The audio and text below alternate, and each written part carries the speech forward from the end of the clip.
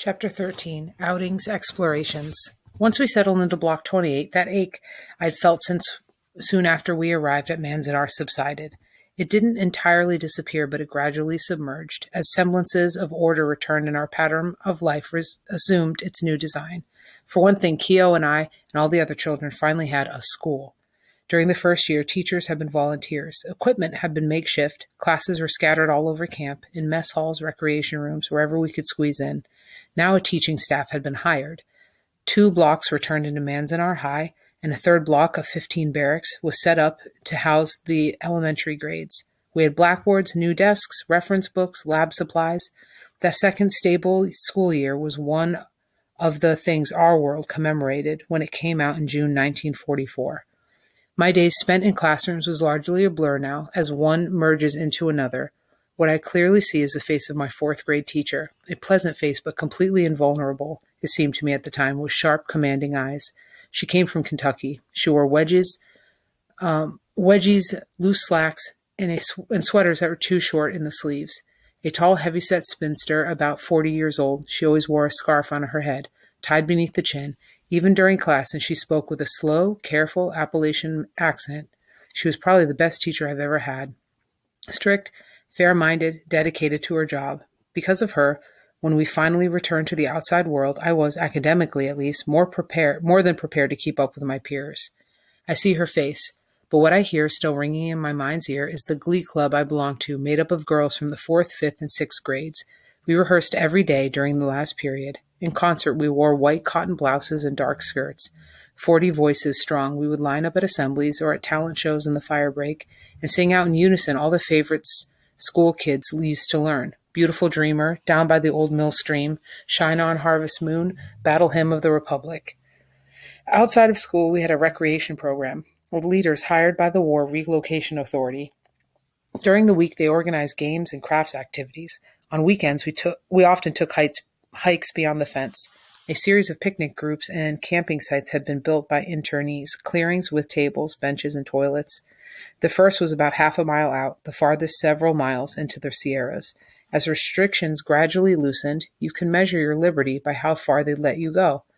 To Camp 3 with a Caucasian, to Camp 3 alone, to Camp 4 with a Caucasian, to Camp 4 alone. As 4th and 5th graders, we usually hiked out to Camp 1 on the edge of Bears Creek, where we could wade, collect rocks, and sit on the bank eating lunches the mess hall crew packed for us. I would always take along a quart jar and a white handkerchief and sit for an hour next to the stream, watching it strain through the cloth, trickling under the glass. Water there was the clearest I'd ever seen, running right down off the snow.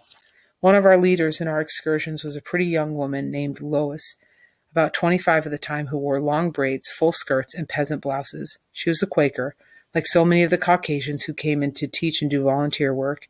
She also had a crush on a tall, very handsome, and popular Nisei boy who sometimes sang and danced in the talent shows. His name was Isayo.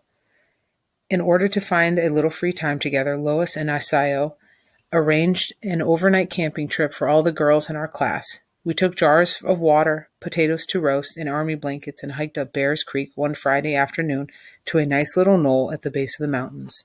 All the girls were tittering and giggling at the way Isayo and Lois held hands and looked at each other. They built us a big driftwood fire that night and told us ghost stories until they figured we had dozed off. Then they disappeared for a while into the sagebrush. I was still awake and heard their careful footsteps snapping twigs. I thought how hard it would be to walk around there without a flashlight. It was years later that I remembered and understood what that outing must have been for them. At the time, I had my own escape to keep me occupied. In truth, I barely noticed their departure. This was the first overnight camping trip I'd ever made. For me, it was enough to be outside the barracks for a night, outside the square mile of wire, next to a crackling blaze and looking at stars so thick and so close to the ground I could have reached up and scooped out an armful. If I had been told the next morning that I could stay outside the fence as long as I wanted, that I was free to go, it would have sent me sprinting for the compound. Lovely as it was to look at, the Sierras were frightening to think about, an icy barricade. If you took off in the opposite direction and made it past the Inos, you'd hit Death Valley, while to the south there loomed a range of brown, sculpted hills everyone said was full of rattlesnakes. Camp 1 was as far as I cared to venture. What's more, Block 28 was where I lived now. One night was plenty, one night every once in a while to explore whatever was out there. You might call that the image for a whole series of little explorations I began to make during the next year, looking for some place outside, early gropings for that special thing I could be or do for myself. In addition to the regular school sessions and the recreation program, classes of every kind were being offered all over camp: singing, acting, trumpet playing, tap dancing, plus traditional Japanese arts like needlework, judo, and kendo.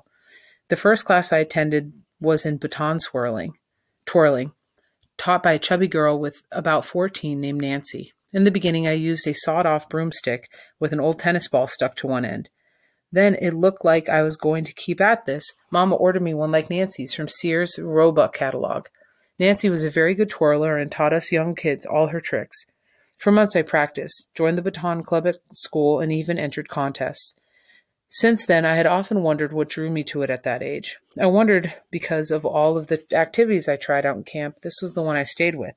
In fact, returned to almost obsessively when I entered high school in Southern California a few years later. By that time, I was desperate to be accepted, and baton twirling was one trick I could perform that was thoroughly, unmistakably American. Putting on the boots and a dress crisscrossed with braid, spinning the silver stick, and tossing it high to the tune of a John Philip Sousa march. Even at 10, before I really knew what waited outside, the Japanese in me could not compete with that. It tried, in camp and many times later in one form or another. My visit to the old geisha, who lived across the fire break, was a typical example of how those attempts turned out. She was offering lessons in the traditional dancing called odori. A lot of young girls study this in order to take part in the big Obon festival held every August, a festival honoring dead ancestors, asking them to bring good crops in the fall. She was about 70, a tiny aristocratic-looking woman. She took students in her barracks cubicle, which was fitted out like a little Buddhist shrine, with tatami mats on the floor. She would kneel in her kimono and speak very softly in Japanese, while her young assistant would gracefully swing closed knees or bend her swan-like neck to the old geisha's instructions. I sat across the room for her for an hour, trying to follow what was going on. It was all a mystery. I had never learned the language, and this woman was so old, even her dialect was foreign to me. She seemed an occult figure, more spirit than human. Then she bowed to me from her knees at the end of the hour. I rushed out of there, back to more familiar surroundings.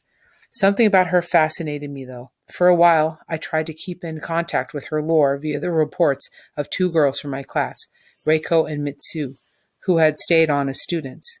Because they came from wealthy families and spoke and understood both English and Japanese, they had high opinions of themselves. Whenever I pressed them for details of what they'd learned, they would tease me. A good dancer must have good skin, Reiko would say. In order to have good skin, you must rub rose brilliantine hair tonic on your face and rub cold cream in your hair. I went home and did this secretly when no one else was around and waited for my skin to become the skin of an odori dancer. You have to think about your clothing, Mitsu would tell me. A good dancer is recognized by her clothing. You should wear your stockings inside out and never, never wear any underpants. I did this too, on the sly, until Mama asked me why my socks were always inside out and why I was wearing nothing underneath my dress. She was not amused when I explained it to her. She told me to stay away from those girls, that they were just being mean, and if I wanted lessons from the old geisha woman, Mama herself would take me over there and arrange it. I shook my head and told her no. I don't want to do that right now. I had another kind of dancing in mind. This time it was ballet. I'd never seen ballet. I'd only heard of it, but it sounded like something I would want to do. In Ocean Park, I had taken tap dancing lessons. My older brothers would coax me to perform for visitors, and it gained me a lot of attention. In camp, I had already danced in a couple of talent shows. When the word came around that a woman was offering ballet lessons, I showed up with 3 other young girls. It was a dusty day anyhow, and there wasn't much you could do outside. The classroom was an abandoned barracks. No one had lived there for months. Light showed through the warped planking. It was almost like going back 2 years to the day I first arrived, except that a piano sat on the bare splintered boards, and there was a 30-ish Japanese woman with her hair pulled back in chingen, wearing a pink tutu, a pair of pink toe dancing shoes, and no tights. At the piano sat a young girl with glasses on, studying some sheet music in the not quite adequate light from a single overhead bulb. When we were all in the room and seated on the floor, she began to play, and the dancer began to dance as if she were the one trying out, not us. She twirled and she leaped from wall to wall, flinging her arms. She had been a good dancer once, but now she was overweight and sad to watch, even in the eyes of a 10-year-old who had never seen that kind of dancing. I was intrigued by her strange flat-toed shoes, badly frayed, worn down by the boards. I too stared at her legs. I could not stop watching them while she spun, sidestepping knotholes. They were thick, white, blue-veined, tapering sharply from the quivering thighs, the kind of legs my older sisters would have called daikon ashi, daikon meaning horseradish, ashi meaning is leg. She began to show us a few steps and tricks, beginning with the splits. She hoisted herself and reversed her torso and came down again with her legs spread. I winced, sure the planks would tear her skin. Then she got the four of us up to try first position, which I did mainly out of courtesy, in order not to hurt the feelings of this heavy woman with her daikon ashi and her shredded shoes. After showing us the first 3 ballet positions, she sat down to rest. She took her shoes off. Her toes were showing blood. I noticed that the lines in her face, the traces of gray in her hair. I felt so sorry for her, I decided to go ahead and sign up for her course. But once I left that room, back out into the dusty, wind-flurried afternoon, I never did return. Ballet seemed then some terrible misuse of the body. She was so anxious to please us. Her very need to hold on to whatever she had been scared me away. Among my explorations during these months, there was one more final venture into Catholicism. The Maryknoll chapter was just up the street now and easy to get to. I resumed my catechism. Once again, I was listening with rapt terror to the lives of the saints and the martyrs, although that wasn't really what attracted me this time. I had found another kind of inspiration, had seen another way the church might make me into something quite extraordinary. I had watched a girl my own age shining at the center of one of their elaborate ceremonies. It appealed to me tremendously. She happened to be an orphan, and I figured that if this much could befall an orphan, imagine how impressive I would look in such a role. I had long observed her from a distance, a slim and lovely girl, and always aloof because of the way other kids treated orphans there, as if the lack of parents put you somehow beneath everyone else. I confess I felt that way myself. Orphans were in a class apart. In Block 28, we saw them often. Children's Village, where Sister Suzanne and Sister Bernadette put in a good deal of time, was as near to us as their chapel, 2 blocks away in the opposite direction. Each day about a dozen of them, including this girl, would come trooping past our barracks on the way to a catechism lesson. On days I intended to go, I would wait until they were half a block ahead, so I wouldn't be seen arriving in their midst. This girl had already been baptized. What I witnessed was her confirmation. She was dressed like a bride in a white gown, white lace hood, and sheer veil. Walking toward the altar down the aisle of that converted barracks, watching her from the pew, I was pierced with envy for the position she had gained. At the same time, I was filled with awe and with a startled wonder at the notion that this girl, this orphan, would become such a queen. A few days later, I let it be known that I was going to be baptized into the church and confirmed as soon as the nuns thought I was ready. I announced this to the sisters, and they rejoiced. I announced it at home, and Papa exploded. "No," he roared, "absolutely not." I just stood there stunned, too scared to speak. "You're too young," I started to cry. "How are you going to get married?" he shouted. "If you get baptized Catholic, you have to marry Catholic. No Japanese boys are in a Catholic church. You get baptized now, how are you going to find a good Japanese boy to marry?" I ran to Mama, but she knew better than to argue with him about this. I ran to the chapel and told Sister Bernadette, and she came hurrying to the barracks. She and Papa had become pretty good friends over the months.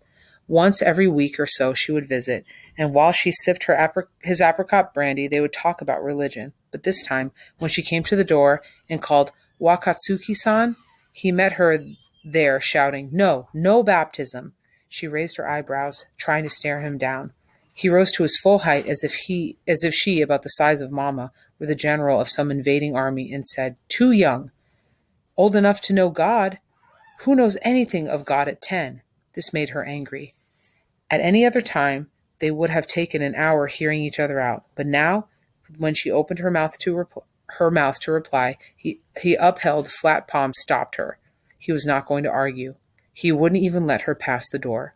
In exasperation, she glared at him and then turned and walked away. I ran to my bunk, devastated, and wept, hating him.